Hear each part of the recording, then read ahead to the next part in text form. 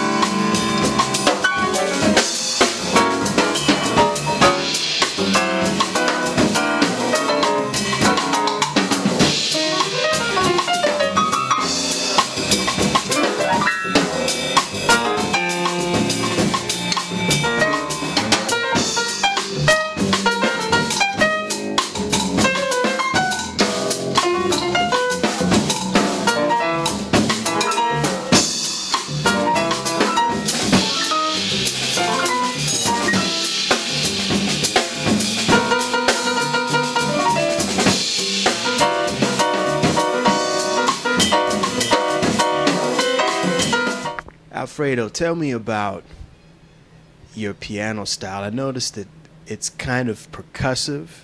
It's also kind of classical, but it's also kind of Cuban also. You've kind of fused all the musical styles to form your own style. Yeah, well, because I am Cuban, of course, I've been studying the roots of my country a lot, and definitely I started to play the Cuban music at, I don't know, at 10 years old in the streets and this stuff. And when I was 7 years old, I started to play classical music in the Conservatory of Havana, in the classical conservatory, and I've been playing all the classical composers all the time. And the jazz music came to me when I was 15 years old.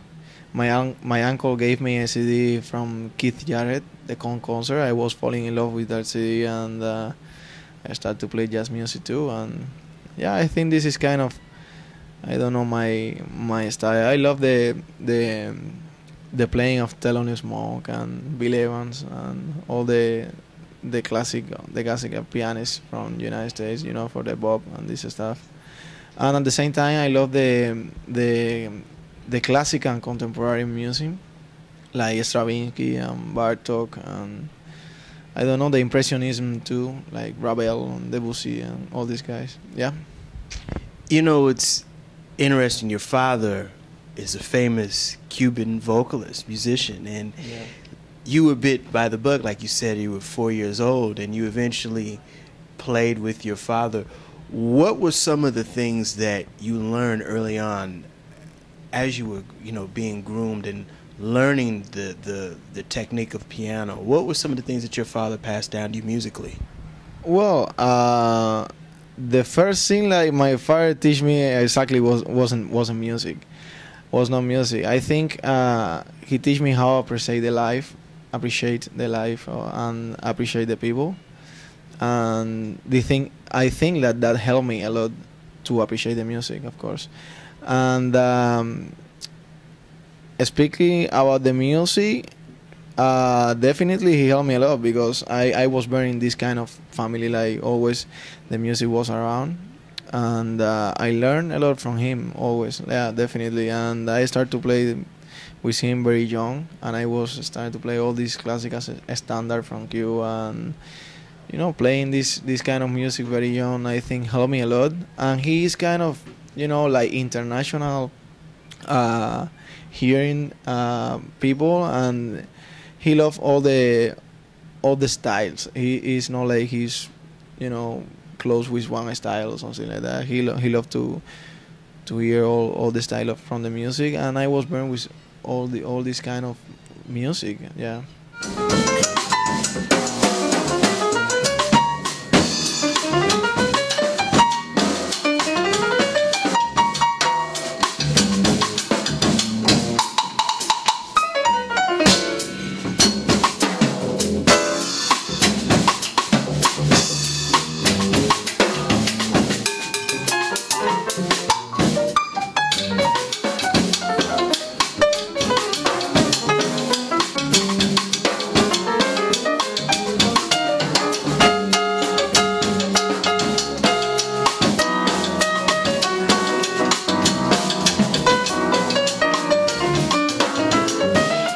back in 2006. You went on and you played the Montreux Jazz Festival, and you got the attention of Quincy Jones. Explain.